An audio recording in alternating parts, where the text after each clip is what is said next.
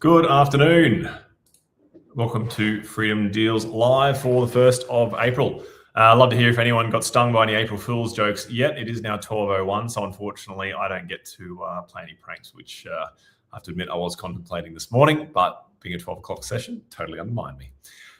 So for those that this is a new thing for, what do we do at Freedom Deals Live? We pull apart real deals. So these could be deals that I'm currently assessing and considering purchasing.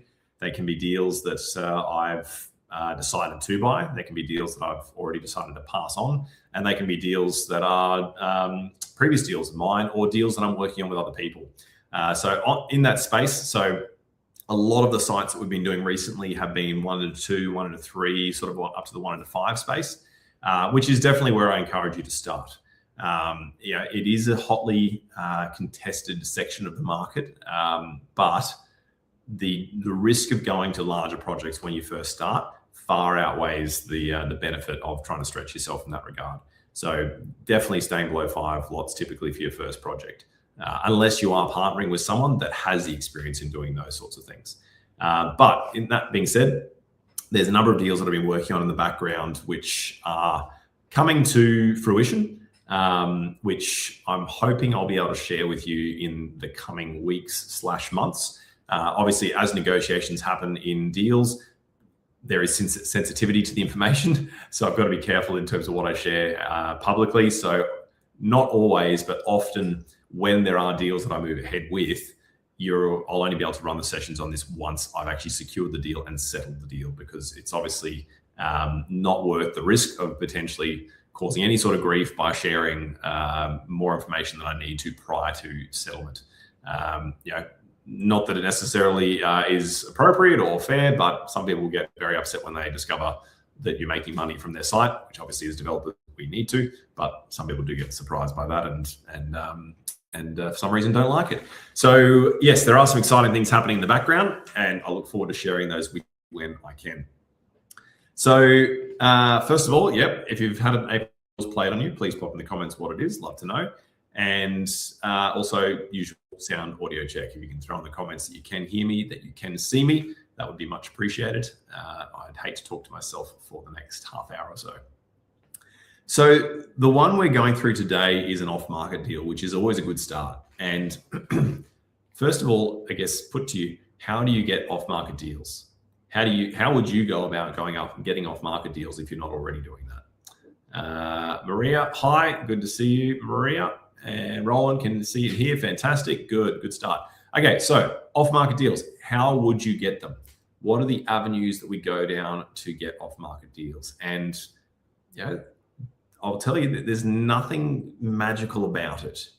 And I'm just thinking of a scenario when I first started. Thanks, John. When I first started out with this, I remember going to a seminar, and one of the key lines in the advertisement for the seminar, which got my attention, was, "We will teach you where to find investors." We will teach you where to find investors.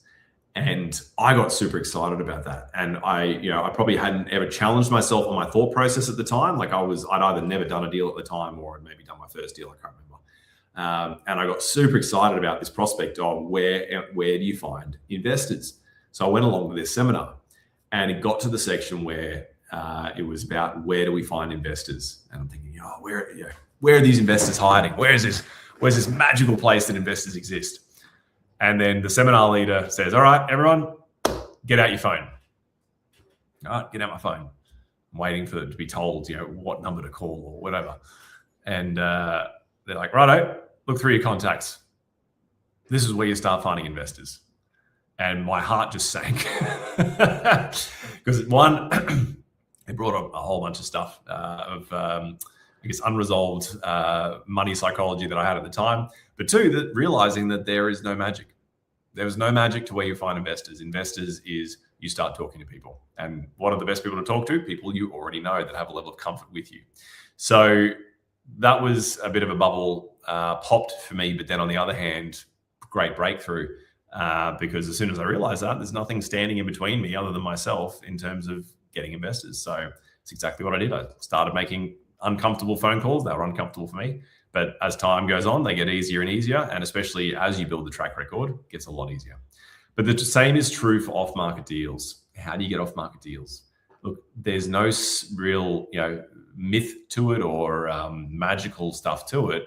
It's okay. How would you go about it? All right, we'll start. Who are the people that are talking to people that are off market? Well, typically before a property goes on market, they're going to talk to agents, aren't they? So having good relationships with agents is really important, because sometimes, where appropriate, they will give you a heads up that one is coming to the market before it hits the market. And they'll also give you a heads up when there are people that approach them saying, look, I want to sell, but I don't want to go to market. I don't want open homes. That is a relatively common thing. Just people that are private, that the idea of having strangers traipse through their house every week is just too much for them. So that's one thing. And then, so agent relationships. The next thing is direct contact. So door knocking, dropping off a note, sending a letter, anything you can do to get in contact with the owners.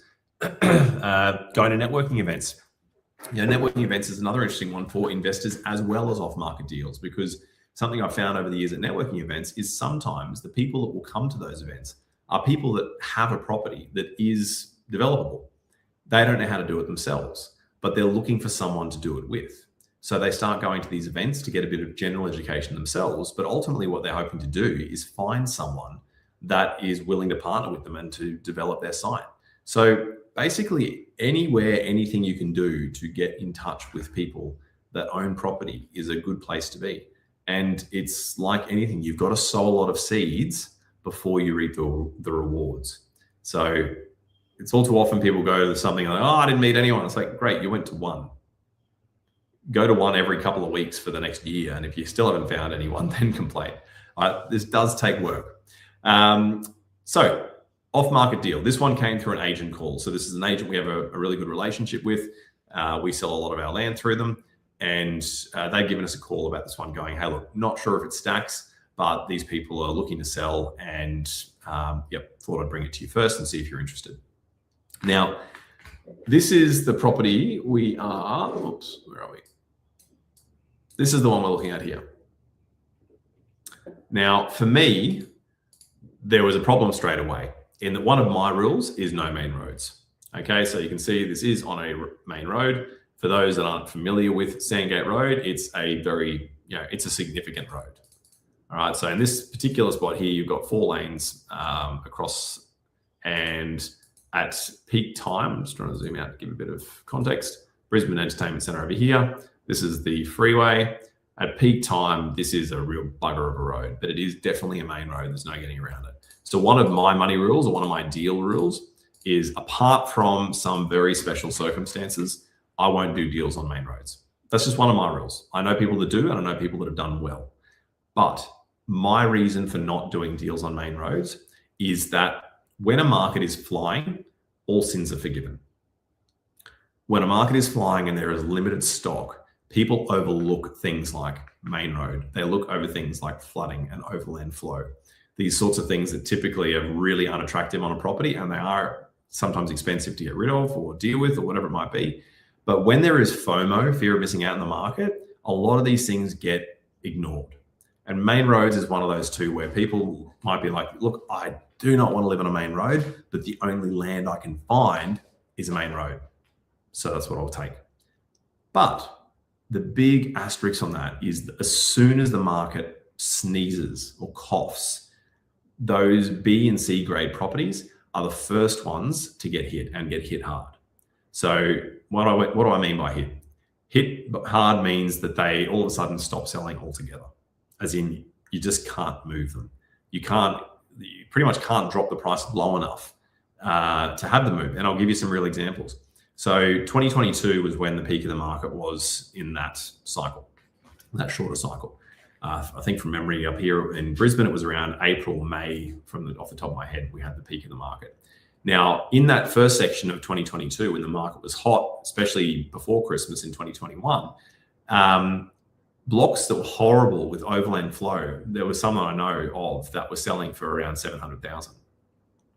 After the market cooled off, it didn't tank, but after the market cooled off and all of the buyer frenzy disappeared because we had that inflation, we had the interest rate spikes, they couldn't sell them for 550, they couldn't sell them for 500.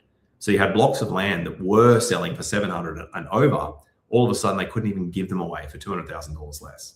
Now, if you bought a 1 into 2, assuming you could sell for 700,000, and then all of a sudden you can't sell for 500,000, that's taken a deal that was profit making into loss making, and then you've also got the holding costs to stick around for longer. So that wasn't the same treatment for properties that were in good locations. That was the worst situations were for those B and C grade properties. So it's really important that when you are looking at your exit strategy, that you're not just thinking about, well, what about how's it going to be in this market? What if the market comes off the boil? What's the strategy then? And this is where we talk about multiple exit strategies. You should never go into a deal with just one exit strategy and assuming that everything is going to remain the same. Okay, so that was the first big red flag for me. But as I said, there are some circumstances where I may do them, but this one did not satisfy that for me. But I'm still looking at it because I'm like, all right, well, I might not be interested, but maybe there's someone I know that might be interested that I could flick this site to. So let's keep looking. All right, main road, negative.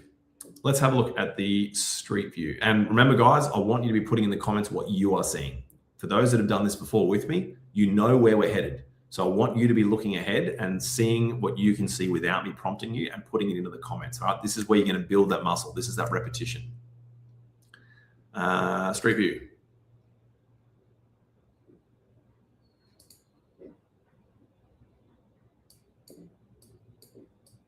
Okay. Whew, a lot of foliage at the front. All right, so this is the subject property here. So it's a low set brick. First thing, brick is more expensive to get rid of than timber. Off the top of my head, I'd guess 35, maybe 40 grand to demolish. Roland, looks like a small block. Yes, it does. Okay, what else do we see here? Well, we already know it's a main road. We've got overhead power on our side of the street.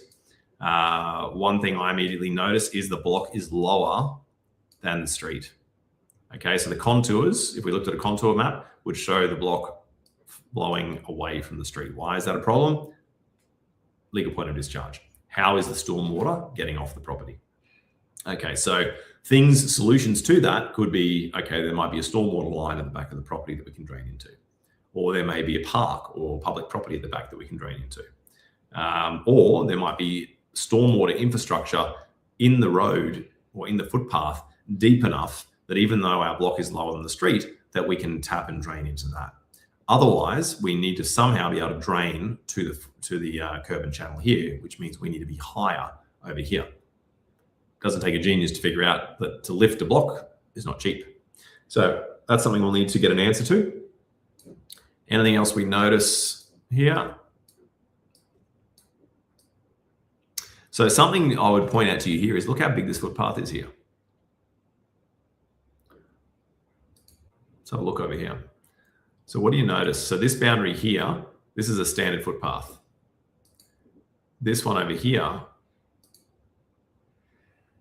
is 10 meters.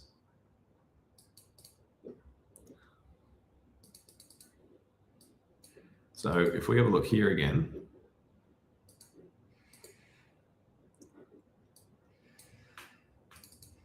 at the footpath allowance, from memory, I think here it'll be about 3 meters. That's annoying. All right, let's say it's there to there. Yeah. I don't think it's 5 meters there.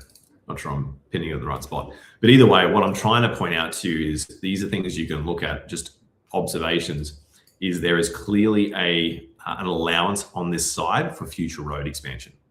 Yeah, correct. Yeah, road widening. Thank God it's on the other side of the road. Yeah, well, I mean, thank God that the provision is made, because see, what you'll often get is when there was poor planning done in the past, there's no provision made, but because it's a significant road, they know they're going to have to widen in the future.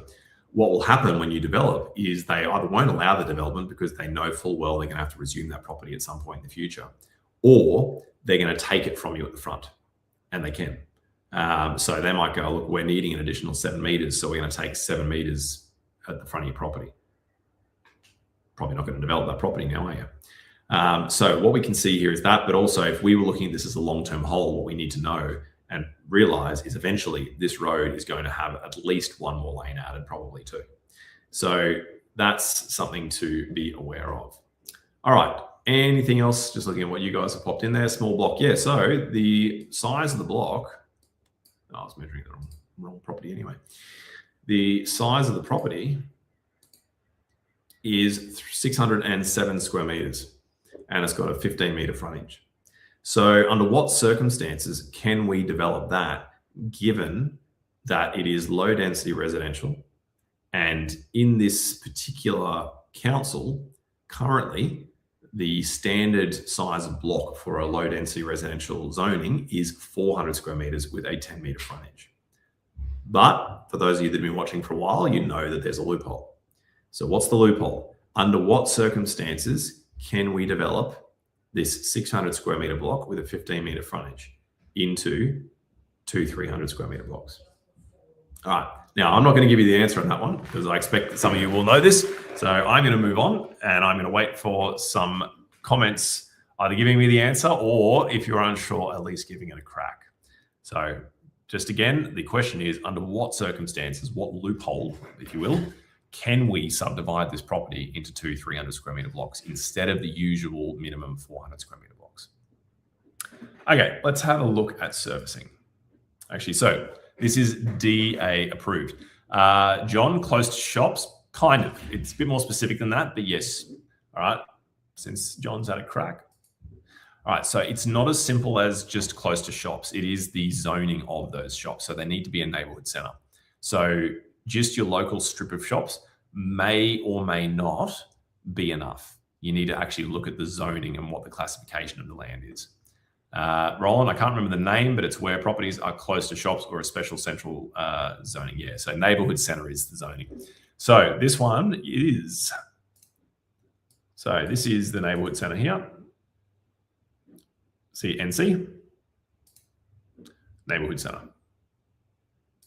So the rule is that your property's frontage or any frontage within 200 meters walking distance of a neighborhood center, key points here, 200 meters walking distance of the neighborhood center can be subdivided as small as 300 square meters and 7.5 meter frontages.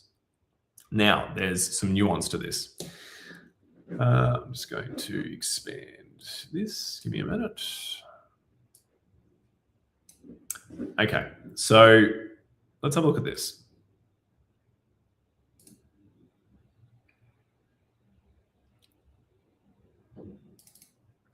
All right. Now, notice there that I went to the far edge of our property. I didn't go to how far it is to our property because it's very specific in its wording in that the frontage, the whole frontage, must be within. So, number one, it's 108 square meters. So we are well within 200 meters. Now, key points being here is walking distance. Is it reasonable and safe for a person to walk along this footpath? Yes, it is. Now, just because we can do it here doesn't mean this person can do it on this side of the road, even though they're well and truly within 200 meters of the center, because it's walking distance. So if we were looking at a property over the road, we've then got to look at, okay, how would they safely cross? Is there a crossing here? Now, I actually can't tell from that, but there's no obvious crossing this way. I presume there is, because there is here. But okay, let's use this as a case study in that, let's say, actually, I don't think there actually is a crossing on this side.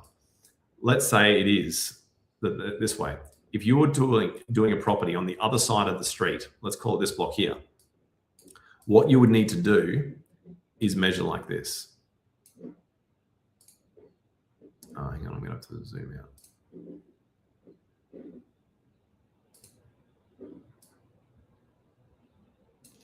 Okay, you would need to do this from the boundary to the crossing, over the crossing, to the other side, and then down to here. All right, now, I've got no idea why that didn't just give me a measurement.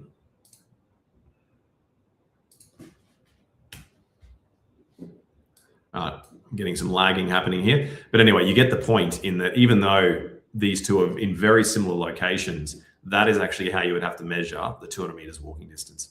The other nuance to this, or the other small thing to be aware of, is that it is the entire frontage. So if you were one of these properties that's further down here, and let's say 200 meters walking distance finished here, then the block on this side would be allowed to be 300 square meters and 7.5 meter frontage. The block on this side would need to be 10 meter frontage and 400.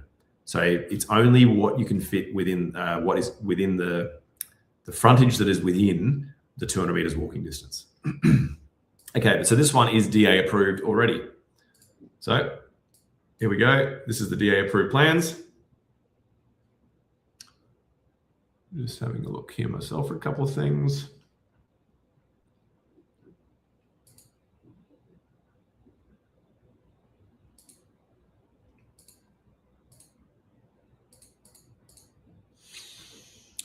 Okay, so we've got Sandgate Road out here.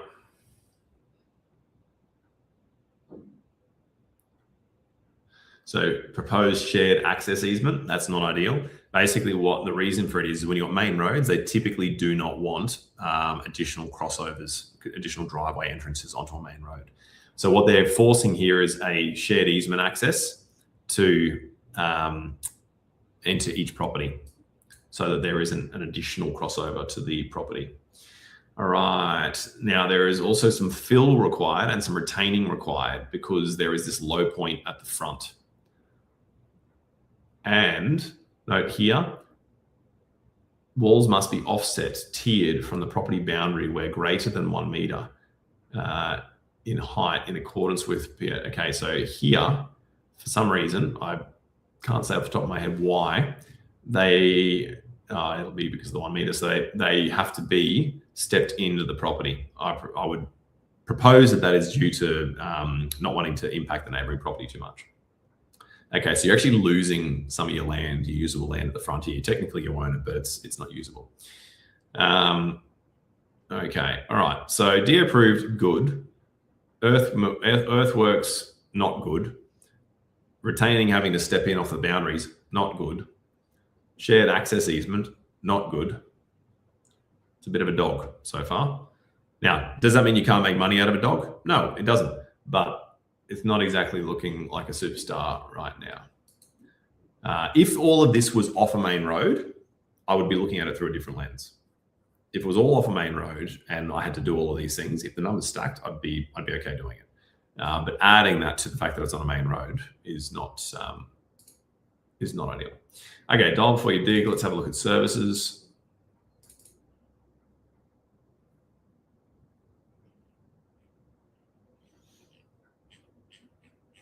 Here we are. Yep, so NBN, no issues. Yeah, these days anywhere within the city, you don't expect there to be an issue. Optus don't care about.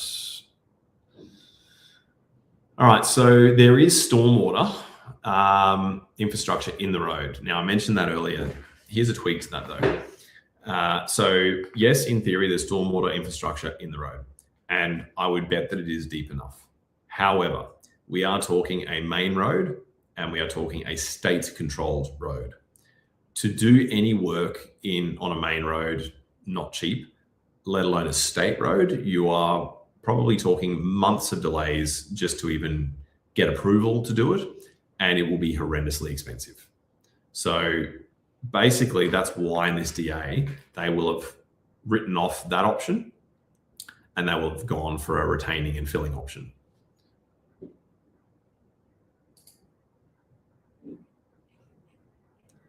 Gas. No natural gas to this property. All right, water and sewer. Okay, so water we have in the footpath at the front. That's nice. Existing connection over here. Oops, wrong property, I think.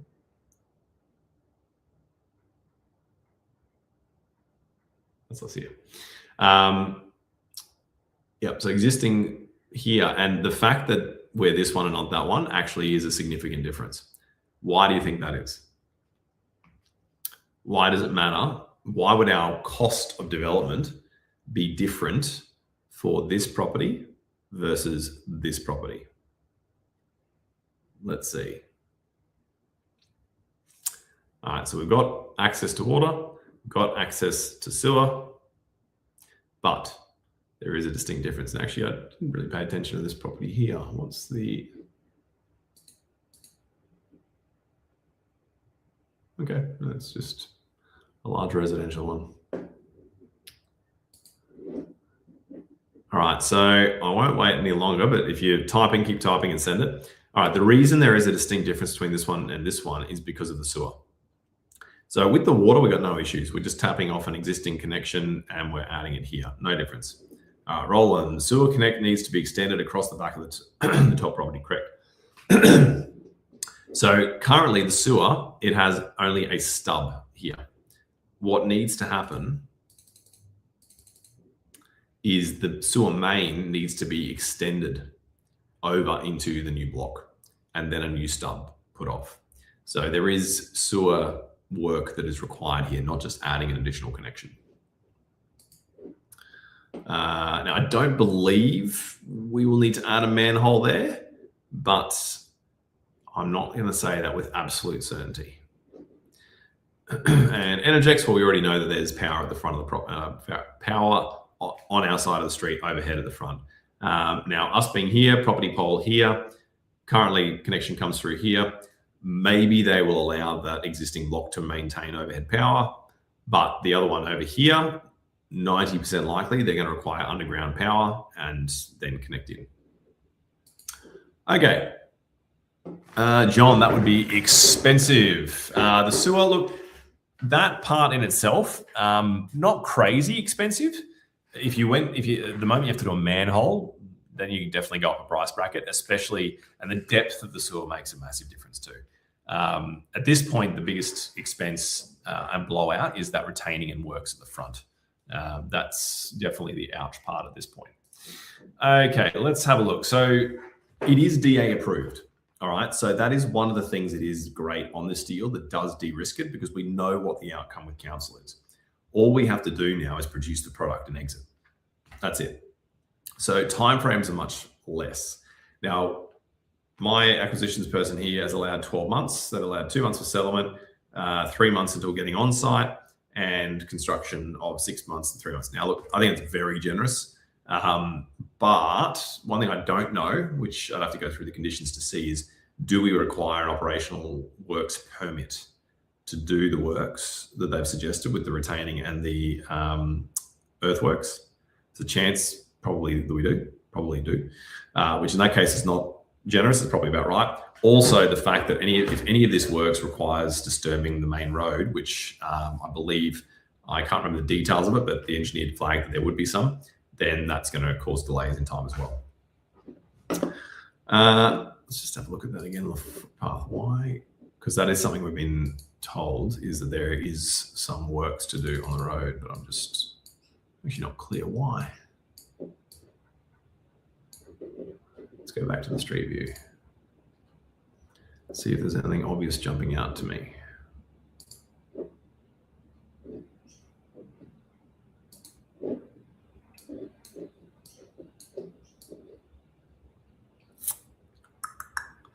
Look, I don't know, actually. Nothing is jumping out to me as to works that are required on the main road. And it looks like, yeah, water, I'm quite certain, is in that footpath. So look, I actually don't know why they've asked us to make that provision. So basically, if everything else looks good enough, then I'll dig into that. If not, then we wouldn't worry about it. But, okay, so let's have a look. Oops, that's lagging now. I'm just going to refresh that screen because that spreadsheet's lagging. Okay, so we've allowed a 20% buffer, which is 36,000 based on the current estimation for construction cost. You can ignore the purchase price because that's just a number that's been thrown in there for the moment. So sewer, our estimate is 15,000. So that's for extending the sewer and doing the additional stub. Water, we're only allowing 5,000. It's a very simple connection just straight at the front off the existing line. Stormwater. So stormwater is a bit of a combination effort here because stormwater in part is relating to that work at the front, but then we do actually have retaining allowance down here. As soon as you go over a meter, the walls need to be engineered as well. So that adds additional time and cost. And And there's obviously the earthworks and fill. So that's a combination of retaining, and then earthworks and fill is what these allocations are for here. This is what I was referring to before. So this was just the engineer basically saying, look, make an allowance of about 30 grand. You're going to need it, basically, because we're dealing with that main road there. Power and telecoms is like design and construction, no. Overhead, extra power pole. I don't think he's actually correct in that, and I don't think we'll get away with that. I would expect that we will probably need to do underground power for that other property. Always better to make the provision for it and then fight the battle and maybe get a win and save yourself the cost. But I would suspect that won't work. Erosion sediment control, combined driveway. Got to reinstate the footpath because no doubt it will get damaged from all the work we're doing and machines. Okay, so all in all, civils, 184,000 for a 1 into 2. That's up there. That's just the civils. That's no soft costs. Now we talk soft costs. So we've got our stamp duty, legals on land, council headworks. That's not enough these days. So that's these days in most council. Oops, not that much. It's mostly split across. You might be paying it all to the council, or you might be doing an allocation to council and an allocation to the utility provider that does the water and the sewer. Question, is this a real estate development schedule or what? I don't know what you mean by schedule. Would need a property pole if current Energex pole is on the wrong side of the block. Yes. So if they allow overhead power to that new block, correct. What I'm saying is most of the councils now are objecting to continuing overhead power. Where they can, they force you to go underground. So yes, they may allow a property pole, but they're not a fan of them. So they may force that other block to be underground. So no DA costs are needed because it's already got DA. So these are all our other soft costs for execution.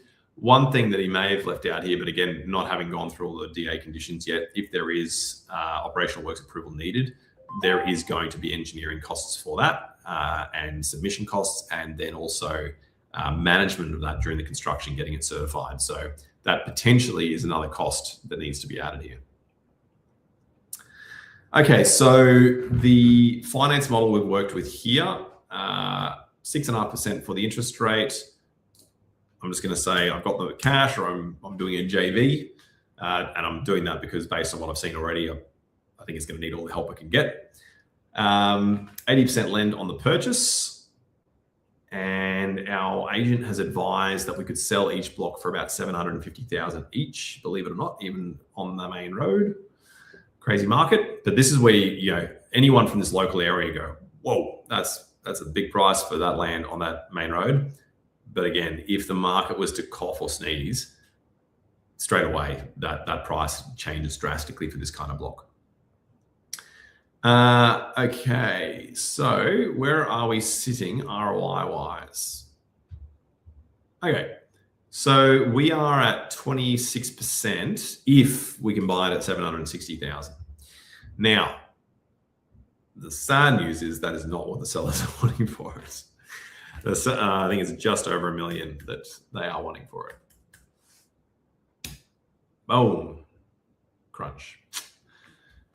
So with this one here, what I think is the hard pill for them to swallow is that they probably, one of two things. They probably either don't have an awareness of what the actual cost to develop this block is going to be. The other possibility is they're fully aware of it. And what they're hoping is for a builder to come along that is so desperate for land because they can't access land anywhere else because the land market is so tight, that they are willing to go through the subdivision process to basically create their own land at very little profit on the land. And look, in this market, they may actually get it. It's possible that it'll happen. It doesn't make any sense to land developers, but in this sort of a market where builders, if you put yourself in the position of a builder, you need to build houses to make profit. People are coming to you going, hey, we love your product. We'd love to build a house with you. And you say to them, great, where's your block of land? And they go, oh, we don't have one. Can you help us find one? Well, in a market where there is such a short supply of land, that is a legitimate issue for the builders in staying afloat is actually finding enough land for them to be able to build on. So in this market, they may very well get it from a builder that is just desperately looking for land to build on to keep their business moving. But in terms of a land development deal or for anything else, it's not worth it. You know, there's 50 grand disappears like that at a 3% ROI. And the thing is, you need the margin there for safety, but also even if you were to build 2 houses on this, the margin is so fine that the profit in that could disappear overnight very quickly. So basically at that price point, it is a big hard no. But they may just get what they're after in this market if there's a builder desperate enough. You just don't know. Okay, any questions? And so just going back on that, so is this a real estate development schedule? If you're meaning a feasibility, yes, what we're looking at is a feasibility for a real estate development. And yes, we are going through development sites and doing feasibilities and doing due diligence on them, correct, if that's what you mean. Otherwise, I'm not sure what you mean by schedule. All right. That's all from me today, guys. There will not be Freedom Deals Live next week. It is Easter holidays and I will be at the beach. I hope you're all doing something nice for the Easter holidays as well. So have a great Easter break and I will see you the following week. No, I was going to say, I might be able to share some of those other deals with you by then, but it may still be too early. Anyway, keep pushing on, and not a feasible site at the price the owner wants. Correct. And look, one of the reasons I show you this, and for those that have been looking at this for a while, you'll see there's a lot of sites that we say no to, and that's probably the side that people need to see more of, because I find so many people starting out get so disheartened after they look at a bunch of sites and they don't work. The experts are looking at it, way more sites that don't work. So, I hope you find some encouragement in the fact that seeing me go through so many sites that I put a big red cross through and move on from, hopefully that encourages you rather than the opposite, because everyone's got to do it. If you want to find the gold, you've got to be willing to sift through the rubbish.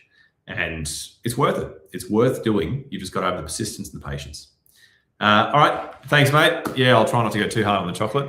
But yes, have a great Easter yourselves, great holiday, and I will see you in a couple of weeks. Thanks. Bye.